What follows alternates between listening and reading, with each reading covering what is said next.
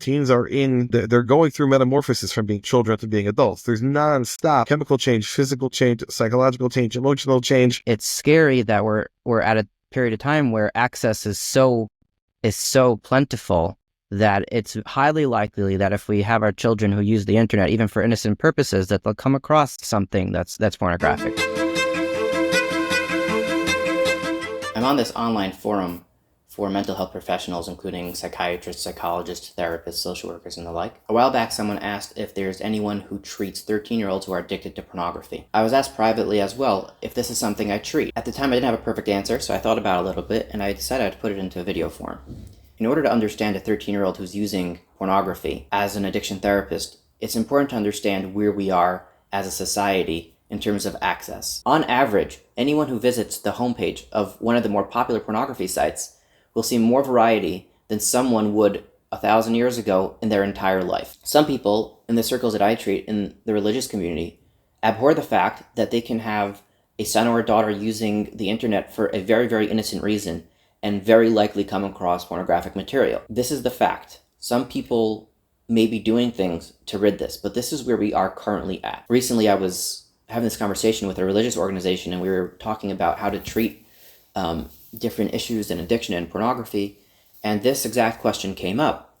And the conversation went something along the lines of, there are adults who, if you look at their sugar intake, you would call that an addiction. You can see that based on how dependent they are on their sugar high, you would call that either an addiction or a dependency. When you have a child who takes too much candy and does this on a daily basis, we don't classify that as an addiction. The population I work with are adults who are concerned with their pornography or sexual behavior. I don't work with children. When I work with adults in addiction counseling, a lot of the work early on is understanding patterns and understanding how fragmented some can become dealing with emotional backgrounds and traumatic backgrounds, and we work backwards from there.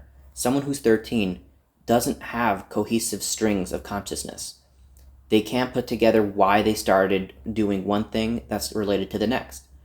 It's our job as parents to help them become more aware and understand how to cope healthily with difficult emotions. So I don't work with children. I don't have any children that are of that age, but I do know someone who does, as well as being a professional in dealing with children who have problematic sexual behavior. So I asked Eliav Freedman to come on and enlighten us a little bit. There was a discussion about how to treat someone who's 13-year-old and addicted to pornography. I gave the example, if you have an adult who's using sugar excessively, that we might even classify that as dependency or an addiction. But when you juxtapose to like a child, all of a sudden we don't call that an addiction. It's just a kid who likes a lot of candy. And I also mentioned that it's scary that we're at a period of time where access is so plentiful that it's highly likely that if we have our children who use the internet, even for innocent purposes, that they'll come across something that's pornographic. But I explicitly said that I don't work with children, but you do, and I officially announced you as someone who works with children with problematic sexual behavior. I also mentioned that any 13-year-old with access to pornography, as religious people, it might be abhorrent to us that this is what our kids are exposed to, but shouldn't expect too much different if they do have access. So as someone who does deal with children, how would someone go about someone who had access to pornography? Now parents are now aware of this. How do you move forward? Ooh, what a great question. What a fantastic question. And obviously you're asking a question as if we can answer like what might be a very specific question in a very general kind of way. Because there's so many things that we need to know. The age of the child, that we're talking about a 10-year-old, a 12-year-old, a 14-year-old, 16-year-old, an 18-year-old, there's going to be vast differences depending on the age that we're talking about or speaking with. We need to know the level of exposure. We need to know the time, how much exposure has there been over what period of time. Was this exposure was it softcore pornography, hardcore pornography? Was there someone who introduced them to it? But there's a reason that, generally speaking, across the mental health field, we're very wary of giving diagnoses to people under the age of 18. And I think that's even those of us who are willing to give diagnoses at all. Some of us are just not into diagnosis. But certainly if we're talking about younger people, we're very reticent to be giving definitive diagnoses because, young people, adolescents are by definition, by nature, they're in flux. They're changing. They're not set. Now, human beings always have the capacity, in my opinion, in my view, always have capacity for change. But there's a difference between somebody who could theoretically change and someone who is changing constantly.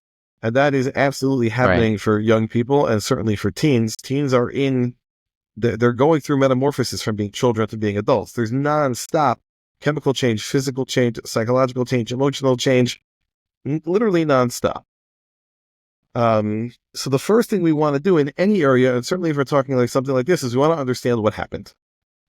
The fact that something in its nature is addictive does not necessarily mean that somebody who's using it too much is addicted. They might be. But I think the most normal thing in the world is that if you have an experience and you enjoyed it, you're going to want to do it again.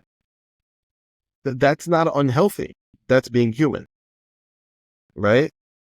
The most normal thing in the world, once somebody is starting to hit puberty, and certainly once they've hit puberty, there is no pleasure, no demand, which is more enjoyable, more pleasurable than sexual pleasure. Just look at the amount of nerve endings there are in various parts of the body, and you see where touch is more meaningful in some places than in others. So a normal, certainly 15-year-old, but most kids already, once they're 12, 13, somewhere between 11 and 14, a kid's going to, or maybe 15, a kid's going to hit puberty, and things are going to start interesting him, and that is normal and that is healthy. And I want to stress that to a young person. I want to stress that to his parents that are freaking out. Some kids will see pornography and freak out. Oh my gosh, this is horrible. This is crazy. I don't want to see this. And maybe that's a blessing. A kid who's exposed to pornography too young, we've seen kids develop OCD because of it. Because I wouldn't say there's ever a point where we are spiritually ready for pornography, but there's a point in our life when we are emotionally ready for it and when we're not emotionally ready for it. But any kid who's seeing it, it makes sense you'd want to see it again. So when a parent discovers their child is looking at pornography, the first thing to do is be like, wait a minute, isn't this the most normal thing in the world? Like, isn't that a natural thing for them to be curious about? Yes? Okay, let's take a deep breath. Now let's talk about education.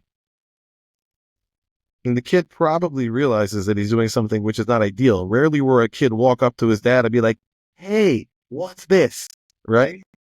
He realizes that something is going on which isn't precisely what his parents would want. But does he understand how unnatural pornography is? How unhealthy pornography is? Does he understand that that's not what it looks like in a healthy, normal relationship? I'm sure he doesn't. Once a kid has been exposed, at least to the extent of his exposure, let's talk about it. Let's talk about what's appropriate and what's inappropriate, what's healthy and what's unhealthy. Why is it not good for him? If you want to say spiritually, let's say spiritually. Why is that not good for him emotionally to be watching pornography? Why is this unhealthy? Why help him understand that this is going to create within him, for potentially, desires that will take him to places that he absolutely can't control. How it's going to create in him unrealistic expectations from relationships later on, et cetera, et cetera. The first step always with young people is education. Let's not run to therapy. Let's not run minimalist intervention. Let's see, where is this kid at? How does he feel about what he's seen? Is he feeling guilty about what he's seen? Is he feel like he's a horrible person now? Does he feel dirty and filthy? We need to ask all of these questions and understand where he's holding. There's a very decent chance that it's curiosity run amok. If that's all it is, so then hopefully with a little bit of education and a little bit of explanation and a lot of compassion, we can help him to appreciate it makes sense that you want this. It's not a great idea to hang out in this space. Let's see if that stops the behavior. Let's see if that pulls it back. Let's say, okay, listen, we're having a conversation now. I want to come back in 3 days. I want to come back in 7 days, and I want to have a follow-up conversation. How are you feeling? Have you felt the urge to do it again? Have you actually done it again? If a parent's reaction is one of anger, so then obviously the kid's not going to want to talk about it. Right? Generally speaking, there are very few hard and fast rules, but generally speaking, dads will be better suited for this conversation than moms.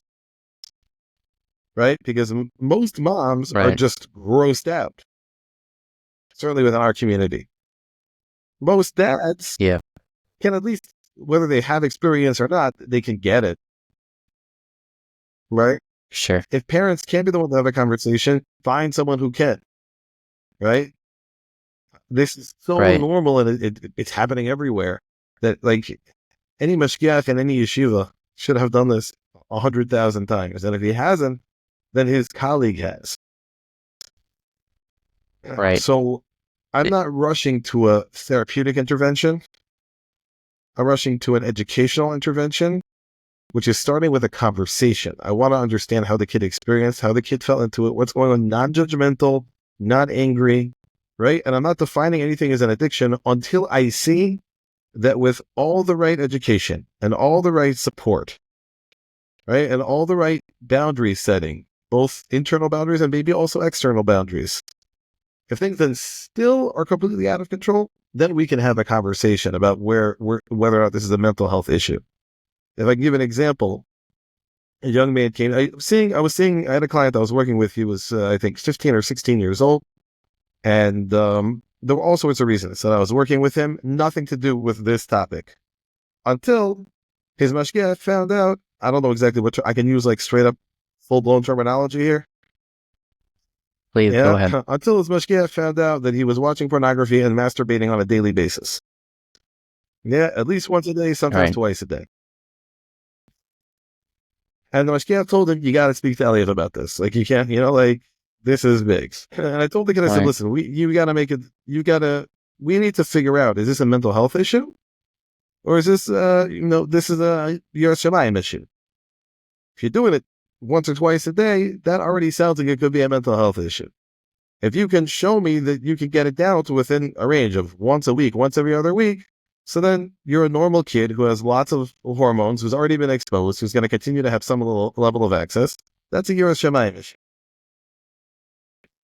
Can you go a week without doing it?" He's like, "I'm pretty sure I can." I was like, "Okay, I'll see you in a week. Let me know." He came back. I didn't I didn't have him swear on a Bible, but we had a pretty open relationship, and I had no reason not to trust him. And he said to me, "It's like, I didn't do it all week." And then he went another week without doing it.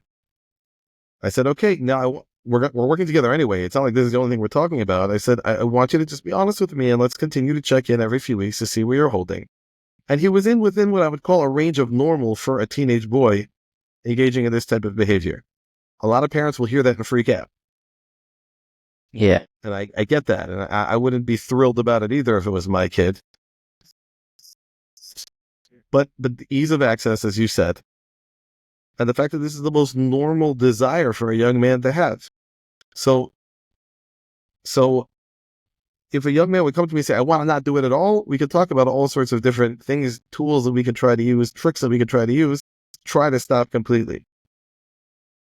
But the reality is that we have to, I'm saying, as far as from a mental health perspective, somebody who's watching, not crazy. I mean, all porn is horrible. Yeah. But someone who's seeing pictures or seeing something which is inappropriate once a week to once every other week and masturbating to that, I'm sorry to say, but that's considered within the realm of normal and healthy behavior. We just have to watch where it's going.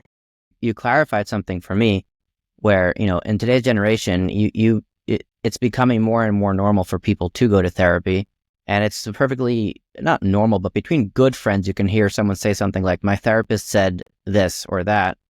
And you would hear good interventions on behalf of therapists. But when it comes to mashgichim, you'll never hear about good interventions because we only hear about the bad ones. And because they end up in our offices, and then we end up with this relationship with Rabbanim and mashgichim that are really, really negative.